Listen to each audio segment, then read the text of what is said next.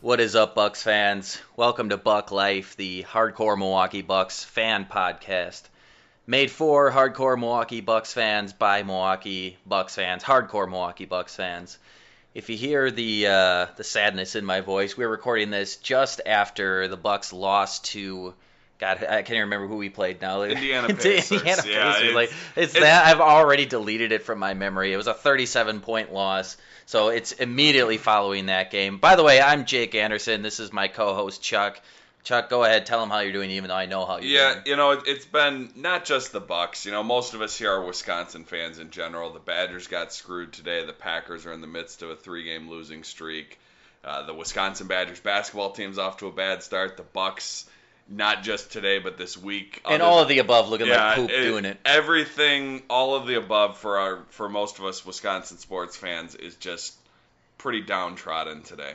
Well, and, judging by our little agenda here, I don't know if I'm going to be making any of you guys feel much better, unless you're kind of into rebuilding and the NBA draft. But we'll get into that. But before we delve into the dark matters here, let's bring in our guest. This is actually a first time for us. We're doing this a remote guest for the first time. Yeah, every other guest we've had has been local here to Milwaukee.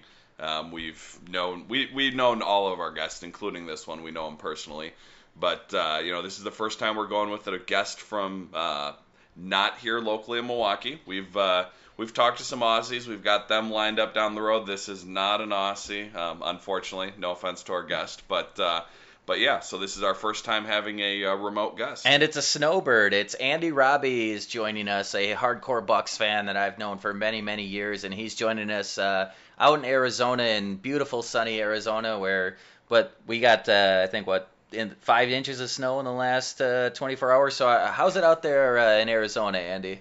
Oh man, well we're doing good. I think we were about 75 for a high today. A little breezy today. Yeah, a little bit chilly. I was putting up Christmas lights and shorts today, so I can't complain after seeing the pictures that you guys were posting on Facebook. There's probably a lot of masochistic Bucks fans wanting to just punch you in the face right now through their listening device, whatever they're listening to us on. I definitely understand that, and I'm willing to take the hit if they want to hit me. That's fine. Well, Andy lived here in Milwaukee till 2008. Moved out to Arizona, and he's kept his Bucks fandom. I know he's not a Packer fan anymore, but before we kind of get going on the podcast, I kind of want to ask you, what's it like being an out-of-state fan and trying to follow a team who, by most accounts, is kind of obscure in the minds of most casual sports fans in the Milwaukee Bucks? Well, with the Bucks, it's real easy. I mean, obviously, I've been a fan of the Bucks my whole life. I had season tickets with you, Jake, since what did we have it? The first year was 2001. We had our playoff package, and then we went from there. Yeah, and definitely then going to so many games, and I mean, the Bucks are part of my life, a big part of my life. So that's one team that no matter where I live, I'll definitely always be a fan. I have League Pass here, so it's really easy to follow them on League Pass. I even got League Pass on the years when we were doing absolutely terrible. So almost every year, basically, but yeah, exactly. I mean, if you moved down there in 2008, the only decent years we've had since then were Fear the Deer and last season. Other than that, we've been pretty terrible since you've lived in Arizona.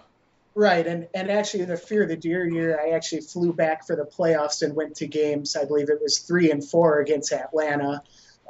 So definitely, I've been involved with the Bucks for a very long time, and it's been easy to keep up with them, especially being that my friends, you guys, are always talking about them, and I'm always reading about them online. And actually, my buddy Kurt, whose company I work for, is a huge Bucks fan, so very easy to stay up to date with the Bucks. Yeah, we actually hope to have Kurt on the podcast sometime in the near future. I know he's just as crazy as any of us when it comes to the Bucks.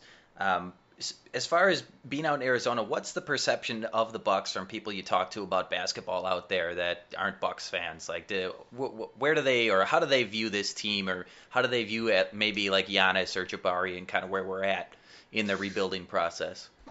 Well, it's interesting. I mean, most of the people that I talk to are transplants from somewhere else, so they're not necessarily Suns fans.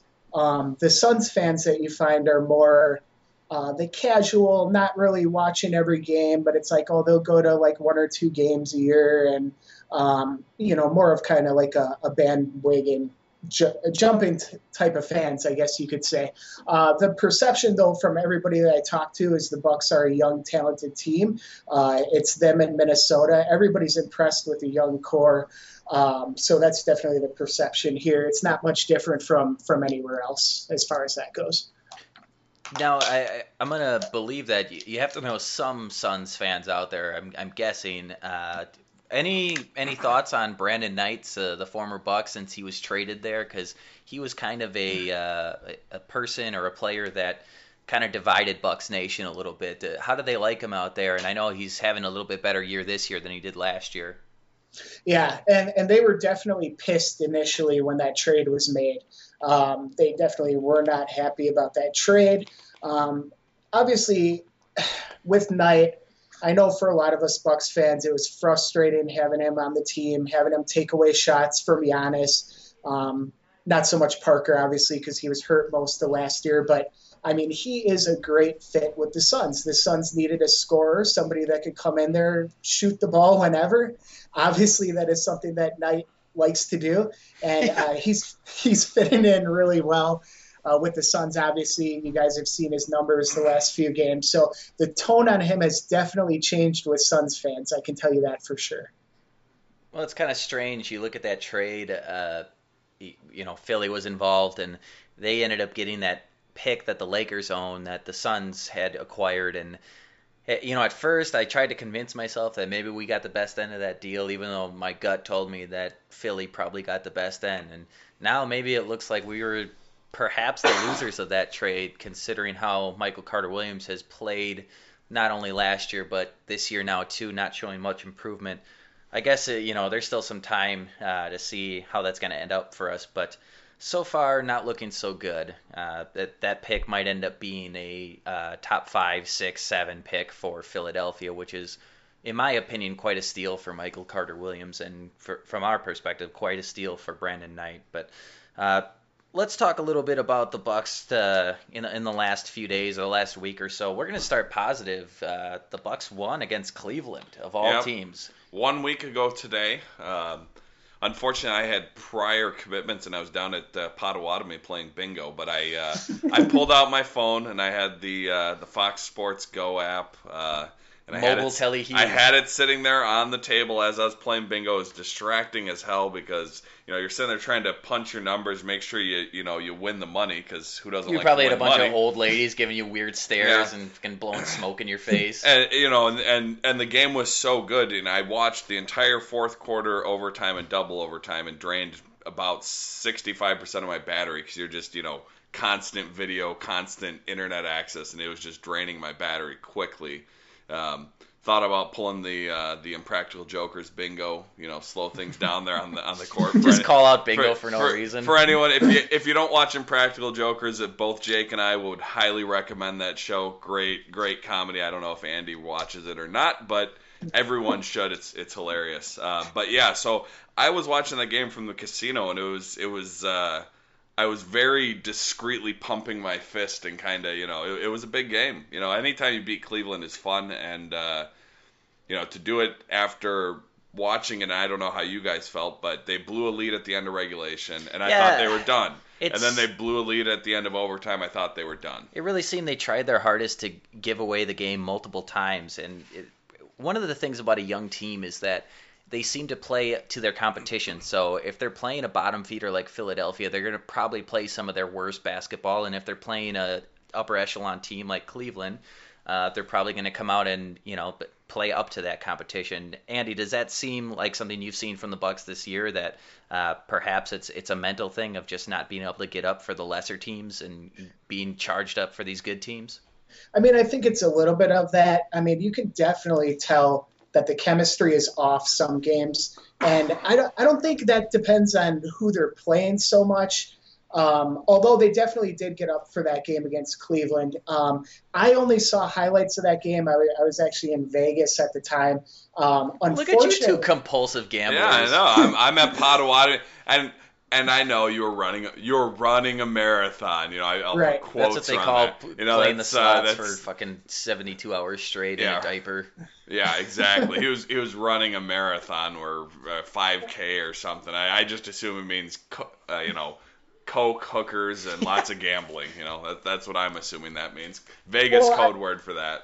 yeah, and I mean, I was in a rush when I got there. I was actually going to go and put down money on the Bucks to beat Cleveland because I figured if that ended up happening, I definitely at least double my money on it. So kind of disappointed that I didn't get that in, but it was a nice win in overtime and a lot of nice highlights for sure. Well, yeah, and Greg Monroe kind of led the way.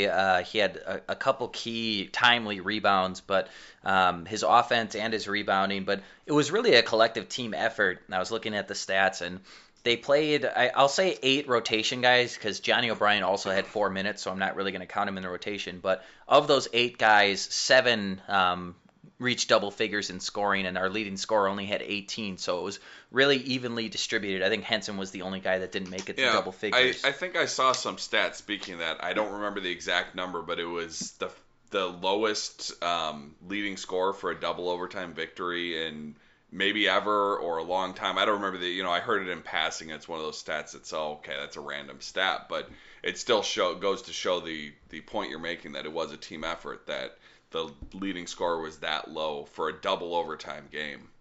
Yeah, and one thing I want to bring up about this game too, because it really pissed me off, and I guess it's not something I'm shocked by, but towards the end of the game, the Bucks had missed a shot to, I think it was maybe tied or they were down 1, or Cleveland was down 1, but the Cavs got the rebound and there was an inadvertent whistle, and LeBron James grabbed the ball and started jumping up and down like a petulant child that didn't get his way, and like freaking the fuck out.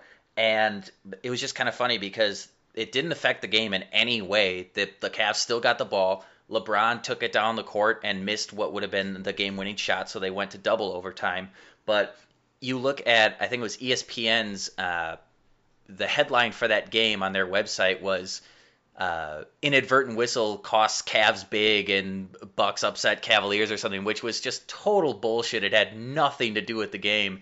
And the way LeBron reacted, I don't know what a technical foul is in the NBA anymore, because I'm pretty sure if anybody else had reacted like that to a non-call or to an inadvertent whistle, there probably is going to be a T given there. But it's just funny that the biases still exist, and that's what, not that the Bucks, came from out of nowhere to beat this Cavs team, but that this inadvertent whistle was the cause, and Right. it really had no bearing on the game. But that's what you come to expect when you play a team like Cleveland and a guy like LeBron James. You still see the LeBron jerseys everywhere in the home crowd, and the wannabes standing up and cheering. But I actually was kind of proud of the home fans for this game, because it seemed like the amount of LeBron nut huggers was a lot less, because I know we had, especially me and you, Andy, we had been to a lot of games in the past, whether it be, Kobe, LeBron, Dwayne Wade, Kevin Garnett, where it seemed like the stadium was just flooded with those losers and we couldn't get people to cheer for our own team. Definitely, definitely. And I remember a Lakers game once where you snapped on some frizzy-haired lady in a Kobe jersey. Do you remember that? I don't remember that. There may have been some Miller Genuine Draft involved. There were some words spoken for sure. Well, yeah, and it was a Lakers game, I think, when I was in the first year of Squad 6, that I really don't even remember the second half of the game, but it was a lot of fun, because when you had Squad 6 behind you, it felt like you had all these bodyguards. So, like, I had one of those Vuvuzuela horns, and I'm just blowing it literally an inch from people's faces as they're walking by, like, in every Lakers jersey. It took a lot of pleasure from that, but... So, anyways, great win. It looked like maybe that was the Bucks getting it together, and then we get the poop that was to come in these last 3. First off, we were spanked by the Washington Wizards in Tuesday night, and congratulations, Zach Grimm, friend of the show, Chuck's brother-in-law. He works for the Wizards now, so kudos to him. But this was a game that just, it was boring to watch from the get-go, because it seemed like they just didn't show up. There was no energy, no effort. And Giannis and Greg Monroe just had probably their worst games, respectively, of the year. from the as far as shooting goes. Yeah, I don't. I think Giannis was 3 for 13. I don't have the box score. Yeah, and Monroe but was it, one it for was 6. bad. It was bad. They put up, Asquez type numbers there. Yes, trash quiz is what I like to go with. But Yeah. I don't know. To me, I wasn't freaking out too much because these are the kind of games that when you come off a big victory versus Cleveland, an emotional victory, sometimes you can't find the effort to go. Andy, I don't know if you got a chance to watch this game, but to me there wasn't a whole lot that stuck out as far as things to take away, other than they just played like complete ass. Well, so I was pissed off because I couldn't watch the game. Whenever a game is on NBA TV, they don't show it on League Pass. The first part of the night, I was really, really pissed that I couldn't watch it. And then I looked at the score, and we were down by 30. And And I you was were like, happy okay. you couldn't watch it, but you were really pissed that we were down by 30. Well, yeah, definitely. I was just pissed because I don't understand that it's NBA League Pass. If a game's on NBA TV, you should be able to watch the game. It But is strange. They have some funky ass rules when it comes to that. I understand to a certain extent blackout rules for local games. I think that's obsolete and needs to go anyways if you're paying for the product. Right, and with all the different mediums that you can watch these games now, whether it be mobile or your home. But I don't get why if you pay for League Pass, and I had it one year, and this was the year after Fear the Deer. Nick, who's been on the show, we were roommates, and we bought League Pass because we had high hopes for the Bucks, and we said, well, we'll watch all the games of the people we're going to be competing against, and then the Bucks were terrible that year, so it was kind of a waste of money, but, the idea was good, and so I don't remember that specifically, but if you're paying for League Pass, you're in theory paying to have access to every game in the league. Yeah, exactly. And that's the way that they sell it, and Yeah. for you to not get it is complete bullshit to me. Yeah, I'm with you on this one. That's horseshit. yeah, and you can watch it later, like I think a couple hours after the game's over, then you can watch it. But I definitely did not go back and watch that game. So. Oh, some fan you are. I can't believe you didn't want to see that. Well, okay. After getting their asses handed to them by Washington, we went and played Cleveland. This time in Cleveland, it was a tough game because while it looked like at first in the second half that they were kind of just giving up and that it was going to be another blowout victory, they started to fight back a little bit.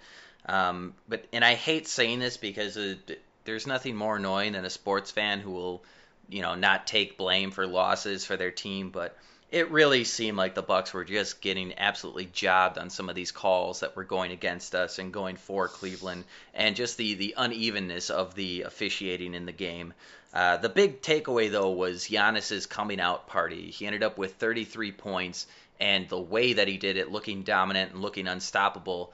With Giannis, it seems like he's starting to understand that there's not really many, if anybody, that can guard him when he's on. So it was great to see that confidence. Yeah. Yeah, Giannis looked good. I was watching the game. I unfortunately was working for the first half of the game while I was driving home from work. So I was listening to Ted Davis on the call for the first half.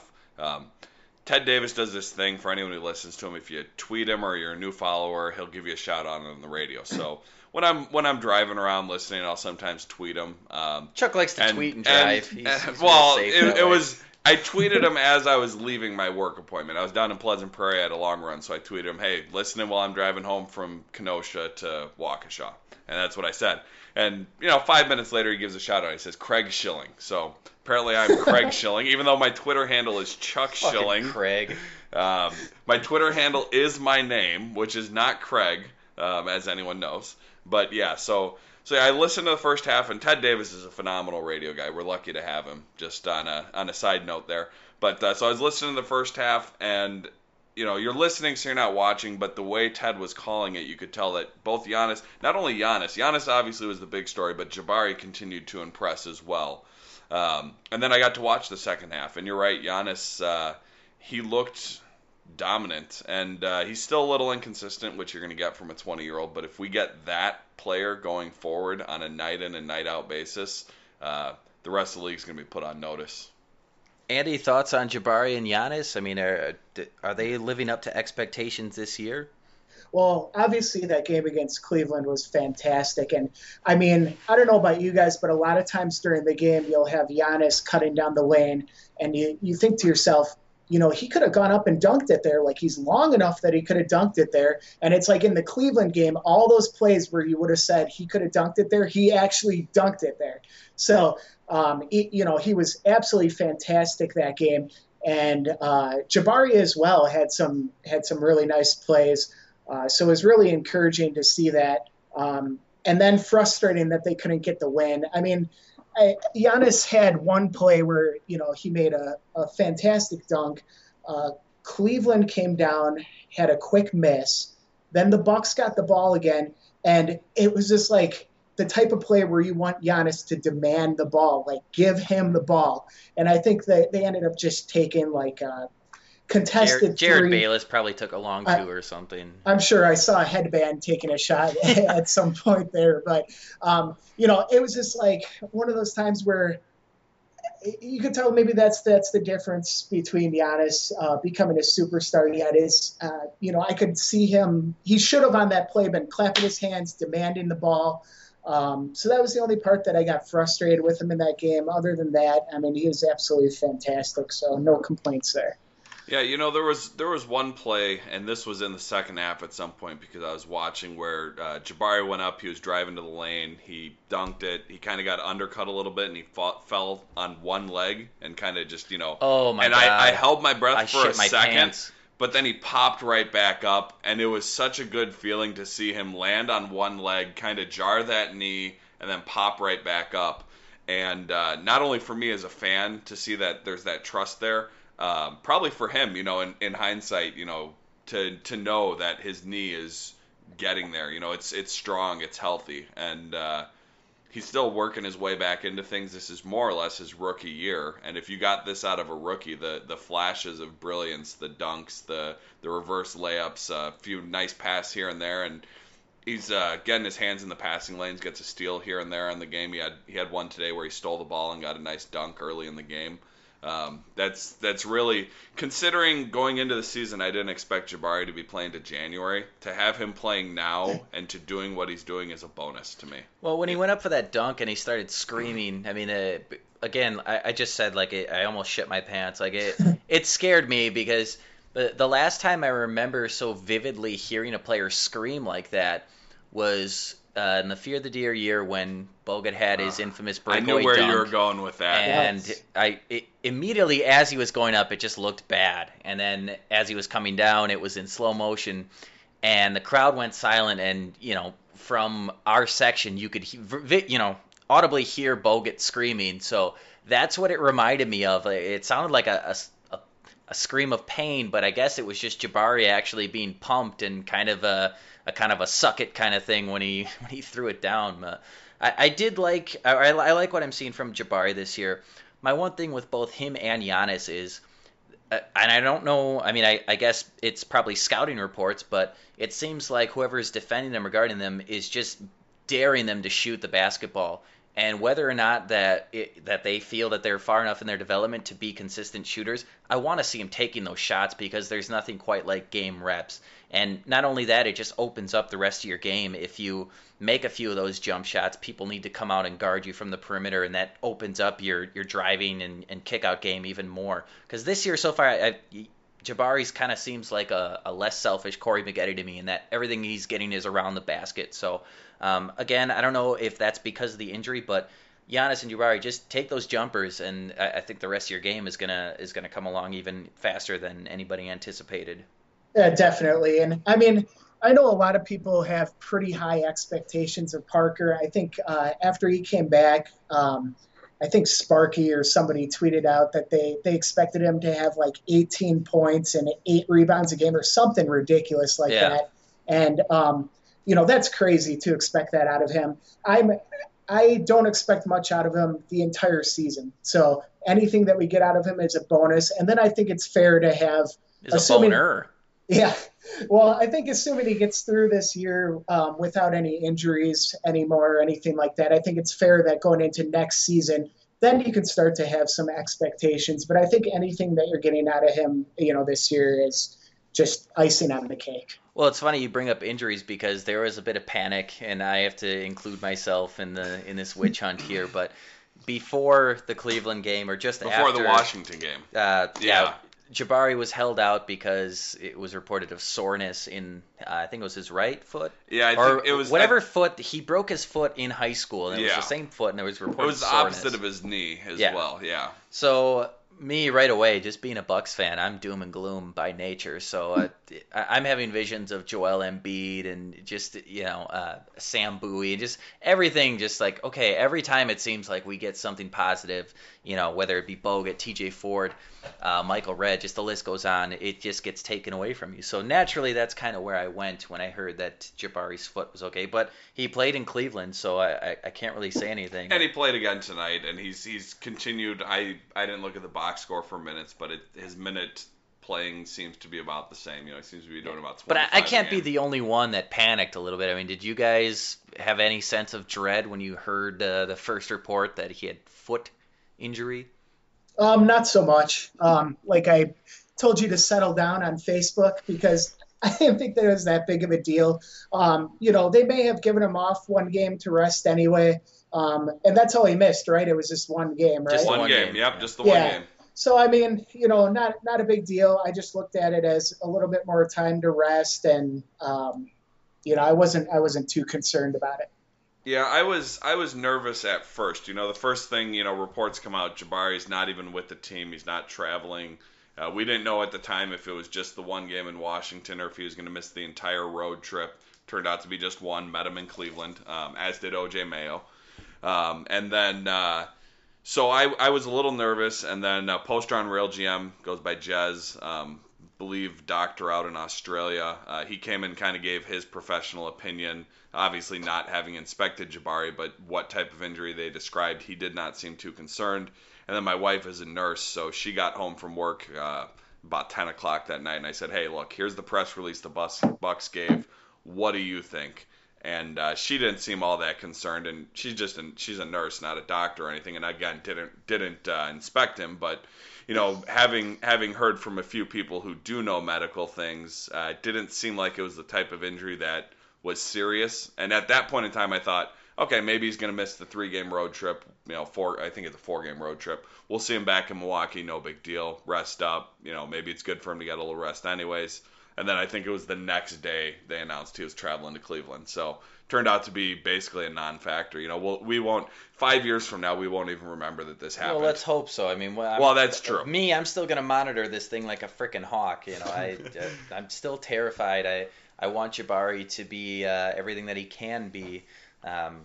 But anyways, the Bucks end up losing by 15. But to me, that wasn't really a 15-point loss. That just kind of they pulled away at the end. The Bucks did everything they could, battling on the road, not only Cleveland but also the referees, and that's all I'm going to say about that. So I wasn't too worried after this loss, just because I didn't really expect them to win, and I liked the effort that I saw at the end of the game. Fast forward to tonight, we're on the road in Indy, who is kind of, I think, in a similar spot as far as we are in the conference, just kind of playing the middle road right now. But what the fuck happened? 37-point loss to Indiana on the road. Yeah, we're seeing this pattern, and it's been in every game this season. The starters come out, we build a 5, maybe even a 10-point lead that first half of the first quarter. And some games we've maintained it, but a lot of times then it just completely falls off after that. It happened the first game of the season right away against the Knicks, game 2 against Washington, and then other games we've fought back and whatever. So, but it was just like that again. We built a lead early. Giannis was on fire, and then I think Giannis probably scored all 9 of it. He got 9 points tonight. He probably scored all 9 in the first quarter for all I know. I didn't look at the exact box score, but I think he had 8 maybe after the first quarter, maybe even all 9, and then did nothing. It's definitely concerning that we seem to start games very hot and then fade off, and I don't know if that's rotation, chemistry. Well, and I was just going to bring that up. Like, is this a chemistry thing? I mean, Andy, you've been watching it. To me, it seems like this is kind of the opposite of what you want to see in that you come out like gangbusters, and then tonight it seemed like they just gave up in the second half. I mean, is this because is it a combination of the rotations that they're playing when they're playing him, or is it? I mean, is it a talent thing? What the hell is this that we can't do anything in second halves of game for the most part this year? It's tough to say. I mean, you'd like to say sometimes it's foul trouble, but tonight we actually got them in foul trouble early, so it was a little bit different from us getting into the penalty quickly. I think it's definitely a chemistry thing and getting the right combination of players out there. I mean, it's crystal clear that sometimes somebody will come off the bench and just, I don't know, the offense just suck isn't the running energy right. out of it. Yeah, definitely. I mean, it's tough to watch. Tonight was really, really tough to watch. Well, and we were telling you as we were kind of getting this all set up. I think most of the second part of the second half of the fourth quarter was us setting up the computer and getting everything set for this, because it really, I mean, it's not just the fact that they're getting their ass kicked, but I mean, I don't understand the rotation, especially you're a young team and you know that this is a loss, yet you're putting in the Grievous Vasquez's. Rashad Vaughn played 5 minutes tonight, and they were not in that game the entire fourth quarter. That's unacceptable to me, especially given the fact that we can't shoot threes, either just as far as the amount of threes that we take and the amount of threes that we make. That I don't understand what it takes for him to get on the court. And I'm going to sound like a broken record with this. Giannis and Jabari, they just need more shots. These are the two linchpins of our team. We need to see them develop. Giannis played 29 minutes only tonight and had 8 shot attempts. I think Jabari played like 23 minutes and had 8, or 21 minutes and had 8 shot attempts, which is okay. He had 9 points on those 8 shot attempts. You'll take that. I need to see these guys getting the shots right now. Greg Monroe, Chris Middleton, and maybe Michael Carter-Williams, if they're going to be a part of your core going forward, that's great. But to me, those guys need to be the role players that you put around Giannis and Jabari. Kids' rotations are, and everybody keeps telling me it's early. Well, when does it stop being early? Because it's starting to get baffling to me. Right. Well, I was pissed, too, when Vaughn didn't get in until 5:10 left in the fourth quarter, and you have half the fourth quarter fucking Bayless going around with his headband, and I'm like starting to think, like, did Vaughn sleep with one of the owner's daughters, or what? Why can't he get on the floor? Could you blame him if you had Vaughn and if Mallory, he did, big on him. Mallory Edens came to you. Definitely just saying, I'm married, so obviously I would say no because I'm married. Right. But as far as I know, Rashad Vaughn is not married, and I don't even know if he has a girlfriend. So if Mallory Edens, if she was the one, hey, we'll look into that. Yeah, we'll get Gary Wolfel on that. Oh Lord. But no, you're right. He needs, especially given the struggles from the backcourt, like, what more can a guy do? Same thing with Tyler Ennis. To me, he was kind of refreshing to watch play the point when we had the injury situation, because what I think I said, my biggest compliment to Tyler Ennis is that when he was in the game, he didn't do anything that pissed me off, which is kind of what the Bucks backcourt has done this year, both from the point guard and the shooting guard spot. This was just a total piss poor effort from the second half of these guys, and it's getting hard to watch. We're going to get into a little segment about advanced statistics in a little bit, but everything from the advanced statistics department tells me that this rotation needs a shakeup. Back to today real quick before we move on too far. It was 55-51 at the half. We were down by 4, and we lost by 37. So the second half was just an abomination. And when I went to start setting up the laptop and getting ready for this, was when there was a lineup of Vasquez, Jared Bayless, Copeland, Mayo, and Plumlee. It was. We've had a lot of injuries this year, and even with the injuries, I don't think we've had a worse lineup out there than that one right there at any point this time. And that was, with Jabari out, with Giannis suspended the first game, with MCW missing games. I don't know if we had a lineup worse than that this season. And I don't know, maybe you go into the fourth quarter, we were down about 25 or so at the start of the fourth quarter. I don't know the exact number, but it was around there. So maybe Kid is just trying to, throw the veterans out there, see if they can get a spark and get us back into the game. That's the only thing I can justify this with. But even still, I'd rather see Vaughn give us a spark and Ennis, So Chuck, you didn't think Copeland would be the spark in his big comeback to Indiana? No. He still got it. I'm not all that athletic at this point in my life because I'm just, but I can jump higher than Copeland still. Right. At one point in my life, I could almost dunk. That was many years ago. I saw Chuck almost rip his Achilles in half. So that was... Yeah, I blew up my ankle pretty bad the last time I played serious hoops. I still think at that point when you were playing with that night, your Achilles, I think you could still beat Chris Copeland on a sprained ankle. Yeah, probably. And that was nasty. But I want to get into some advanced statistics because, again, I brought it up earlier that a lot of people, fellow Bucks fans, are kind of telling me the whole Aaron Rodgers mantra of just relax, RELAX, whatever, blah, blah, blah. I'm tired of hearing it because, well, it's early in the season and that, but this is alarming to me. Looking at advanced statistics, everything that I'm looking at tells us that the Bucks actually are playing worse than their record would indicate, which is really saying something. Offensively, our offensive rating, which, and I might sound a little bit like a book here, but bear with me. Our offensive rating, which is calculated as far as how many points you score per 100 possessions, we're average, kind of middle of the road, 16th in the league. Defensively, the amount of points that we're giving up per 100 possessions, we are second to last. And if you look at our net rating, which is a cumulative of both of those statistics, it ranks us as the 25th best team in the NBA. If you want to look at some of the positives, we are assisting a lot on our made field goals. We're sixth in the league in assist percentage and probably just slightly above average in assist to turnover ratios. But most of what I'm looking at just indicates a really, really bad team that's struggling to put the pieces together. The ones that really, really stand out are rebounding percentage and our just total rebounds per game. We are dead last in the NBA, which you would hope bringing in a Greg Monroe was going to help some of those woes. I can't imagine what it would be like without Greg Monroe manning the middle there to grab some rebounds. To go off of that, our turnover percentage, we are 22nd in the league in turnover percentage. Our opposing points off turnovers, teams are scoring at us. We're the 25th worst in the league. Our points off turnovers, to respond to that, is we're actually third in the league, so we're doing okay there. But going into the rebounding numbers again, the second chance points for our opponents, we are second to last in the league as far as giving up second chance points.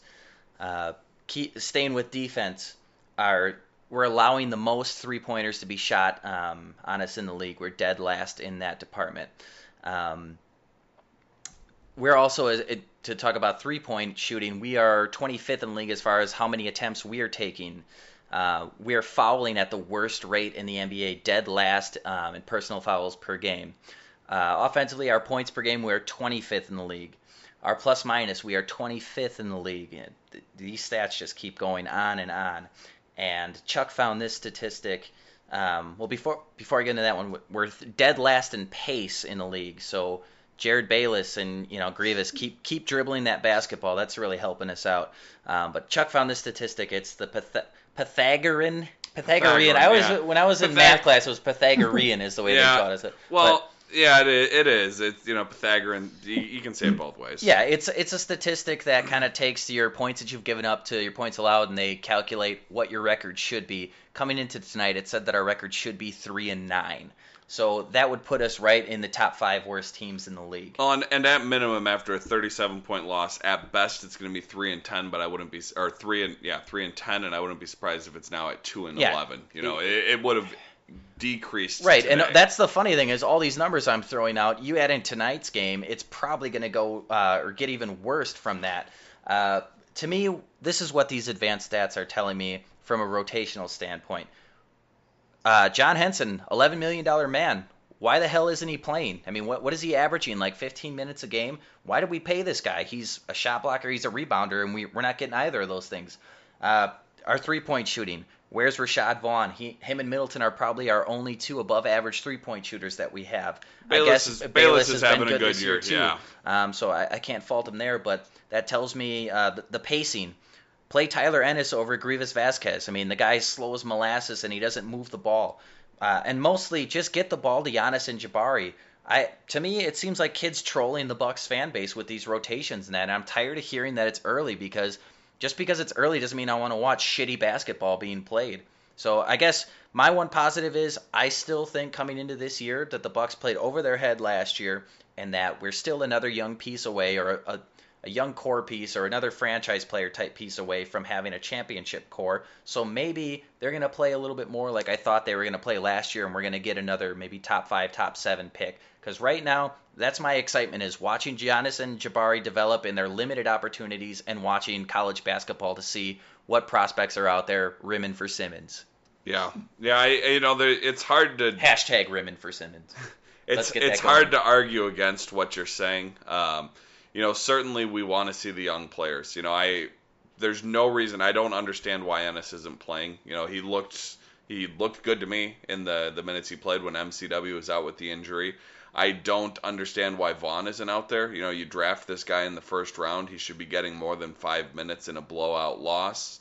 The big concerning thing is obviously of all those stats, you focused more on defense and rebounding because the offensive stats were middle of the pack, which is actually a big improvement over last year when we were one of the worst. It was surprising for me looking up those stats to realize where they were offensively because I would have thought worse. But the reason we had the success we had last year was the defense. We were number 2 in defensive rating last year, and this year we are, what do you say, 29th, 28th, so somewhere in the bottom 5 wherever we were, and he's flipping over the paper.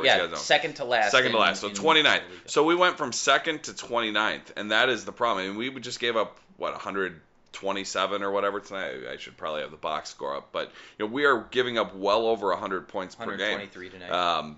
And in terms of offensive numbers, yeah, we're average, but the big one you touched on in terms of taking three-pointers, I firmly believe that right now this league is a three-point shooting league. Oh, my God, yeah, that's one I forgot to bring that up. In this day and age, in this league, you don't want to be dead last or close to last in 3 points attempted. Yeah, of the top 5 3-point shooting teams last year, 4 of them made the conference finals, and the 5th one was the Clippers, who lost the round before the conference finals. So the top 5 3-point shooting teams last year, if you remember those teams, it was Golden State. Who did they? Houston. Who did they play in the conference? Yes. Yeah, Cleveland and Atlanta.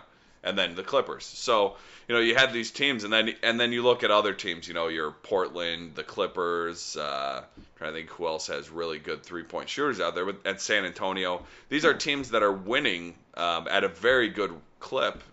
Very good rate. And to a certain extent, we don't have the players to do that, but we should be doing it more. Bayless is shooting at a decent 3-point percentage right now. Middleton's got to find it at some point in time. I don't know if it's mental right now, if he's a little banged up. We don't know, but he is not justifying the contract right now. Just to be simple, to complain about it. Ennis, he's hit a few threes here and there. He didn't shoot a lot of them, but he did hit them, so he's at least got range. MCW really can't hit a 3-point shot. He can barely hit a 2-point shot. He can barely hit a layup. I think there was, in the first quarter of this game, he only shot once, and that is fantastic. If he shot 5 times a game, I'd be fine with that. He's got to take it if he's wide open and he gets a good drive to the hoop or whatever. But, he shouldn't be taking much more than that.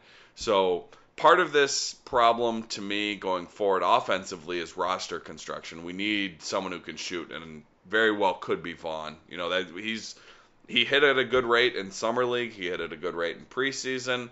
I think his stats, he's still shooting 3-pointers pretty well in the regular season. He's just not shooting very many. So why he isn't getting more minutes is beyond me. Wish someone would ask, I doubt we'd get anything other than a canned answer from Kid, because that's just what you get in Well, what do you mean?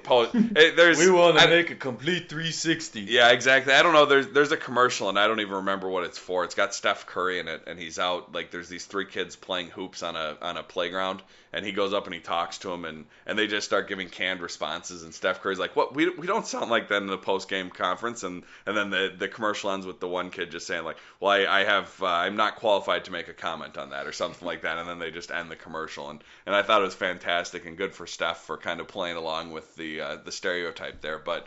But yeah, I think offensively we need to get more 3-point shooting, but we're better than I expected. And defensively, I just don't know, because it's mostly the same players as last year, and we replaced. Monroe's been terrible defensively, but we replaced him. He's replacing Zaza, who's not exactly a stud defensively. So I think defensively, definitely more Henson. And yeah, I don't know. This is why the coaches are paid the big money to figure this shit out. Andy, what's the remedy, man? What do we got to do? I don't know, bitch slap Henson before he goes into the game. I mean, if that guy gets pissed, I mean, he plays out of his mind. No, I agree on the 3-point shooting for sure. Vaughn could be like our Bradley Beal. I mean, Beal's playing out of his mind for Washington. And I remember hearing or reading something about how Beal said that he was no longer going to take any long twos, and he's just strictly going to take threes. And, I mean, he is lighting it up for them. If we had somebody like a Beal on our team that could be lighting it up, I mean, that'd be a huge difference. And I think that's the reason why we drafted Vaughn. I think that we anticipated that Vasquez was going to be able to hit threes as well. So, I mean, a lot of the things that we did in the offseason were to help us in that end of things. And it's very frustrating that we're not doing well in that category for sure. Well, and again, I had some concerns coming into this season that bringing in a Greg Monroe, it looks great on paper, but he plays a 1970s style of basketball game. This isn't, I'm not trying to knock the guy. I really like him as far as his personality. I like that he wants to be here, but his defense I've been focusing on in these last few games, and it just seems like he just doesn't have the defensive instincts on help defense. He's always a tick late. When he gets the ball in the post, he takes his time to set things up. That's why we're dead last in pace. We're struggling defending the rim as well, which is why, they talk about Henson being this elite level, not just good, but elite, and that's from the Bucks, elite level shot blocker. Then why is he only playing these many minutes after we gave him $11 million a year? Granted, I know the cap's going up in that, but that's still not somebody you want to play spot minutes here and there that you're going to pay that much money. I don't know. I just think that it's more than just, it's early. These guys are still getting to play with each other. I get it's probably partially that, but I think this rotation needs an overhaul. And to me, coming into this year and really last couple years, my biggest concerns with this franchise were getting an arena done. Then it was the long-term prospects. We have the arena done now. Now all that really matters to me is that we need to build this young core and start to build a team that has the capability of winning a championship down the line. To me, I'm not even remotely worried about winning until year 2 of the new arena, because attendance-wise, we're going to struggle because of the shitty building that we're in and just trying to win back a fan base no matter what. Year 1 of the new arena, we're going to have people that want to see the arena, so you're going to have a lot of ticket sales. Year 2 is when you really need to be where you need to be. So if that means we got to swallow our pride, it appears that the Grievous Vasquez trade, that was all Kid's doing. He wanted Grievous Vasquez. If we got to swallow our pride and say that was a mistake, take him out of the rotation, trade him, so be it. If it's going to help you long-term down the road, getting Ennis these minutes, getting Vaughn these minutes, then just do it. If that means trading a Jared Bayless because he's on a really team-friendly deal for this year and he's playing probably better than you're going to see him play in most years, do it. It's not going to affect the long-term prospects of the team by getting rid of these guys. And OJ Mayo in a contract year.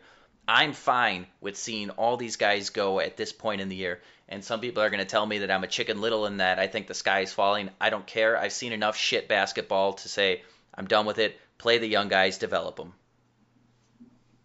Bam!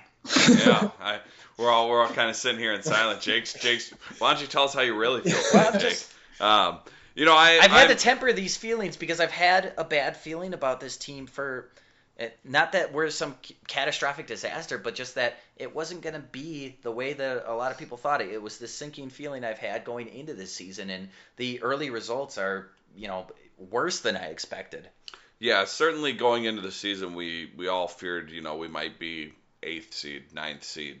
Ninth seed is the worst. At least the eighth seed, you can argue that Giannis and Jabari get some playoff experience, which I don't Whatever. put too much stock in that. But at some point, they do need the playoff experience, so that wouldn't be the worst. But yeah, so definitely, I've been all about the young players the last few years. Last year I complained Giannis didn't get enough minutes. The year before I complained Giannis didn't get enough minutes.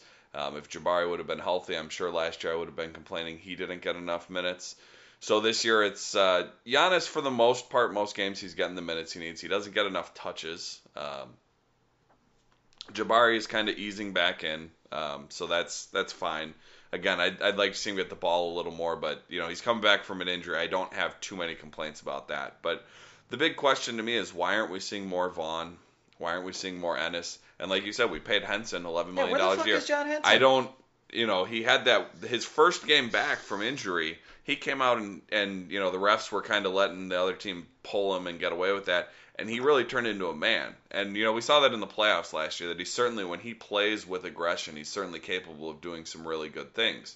And I think part of Henson is mental, and, I don't try to read too much into the mental aspect of the game because I don't know. I don't sit down and talk to these guys. And I want to believe that everyone's out there playing hard, but certainly we could use that player. And even if we're just getting average Henson, I'd still like to see that more than we are getting.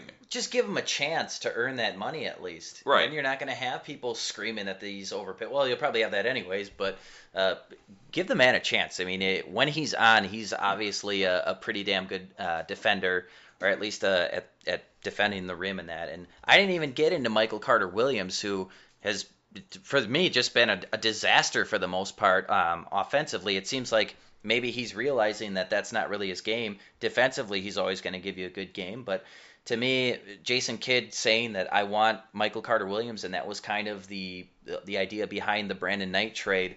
I'm glad we don't have Brandon Knight. I didn't like his style with this team also, but man, oh man, it looks like a complete and utter failure not getting that Lakers pick that went to Philadelphia in that trade, which could be as high as number 4 this year, and if it ends up being next year, it's unprotected. I mean, that could go down as a big time blunder. Who doesn't like a little unprotected action? Well, jeez. In the wake of the Charlie Sheen news, I'm going to go ahead and disagree there. Hey, you got 2 kids. They didn't happen, Well, DNA results pending. Couple broken condoms in the Anderson household. Man, it just got extreme. Yeah. Well, Andy's got a couple kids too. I got a couple That's kids true. as well. Yeah. So.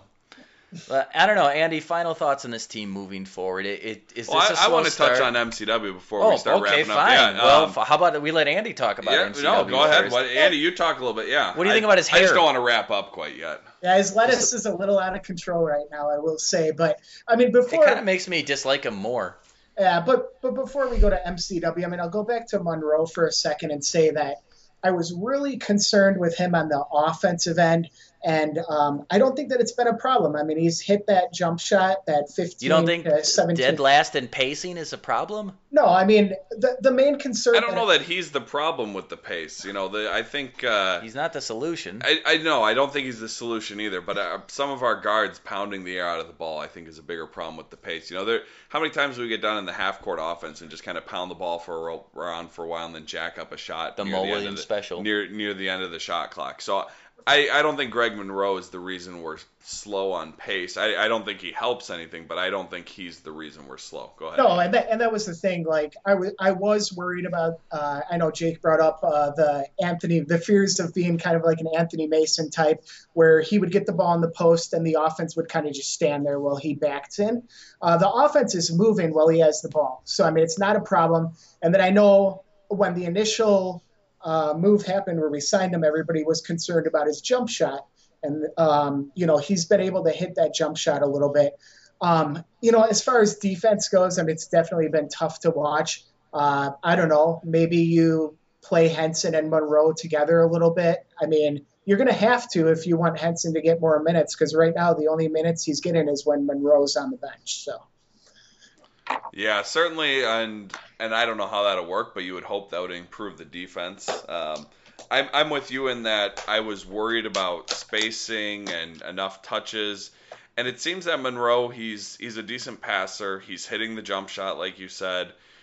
He's doing really well on the boards, and it doesn't seem to be taking too much away from Jabari and Giannis. My complaint on the offensive end is going to be coming from the other players, not Monroe. It's going to be from MCW and It's Bayless. all the guard play. It's been an unmitigated disaster. Specifically Vasquez. He's probably my biggest pet peeve in terms of the guards. So, with MCW, it seems that about once every 5 to 6 games, we get this game where he's just brilliant. He's good defensive. He's making good passes. More for me than his shooting, my biggest problem with MCW is the turnovers. There's several unforced turnovers a game, and a handful of other. I don't know what he's averaging, four turnovers a game probably. With just off the top of my head, Jake's gonna pull up the stats, but if I had to guess, probably 4 turnovers a game is what it feels like. We had one right before the half. There was about a 6-second differential in the shot clock violation. He's just pounding air out of the ball up at the court, at the near half court, gets the ball stolen. Luckily, Giannis came back and blocked a shot as the buzzer sounded, but to keep it at a 4-point game didn't end up meaning crap in the second half, because we know how that went. But the big thing for me with MCW, I don't want the poor shooting, and he's not shooting as much, it seems. But the unforced turnovers and turnovers in general is just, that gives the other team more opportunities. And oftentimes those opportunities are on the fast break, and that's leading to easy points for them, or forcing someone to foul and then get in foul trouble.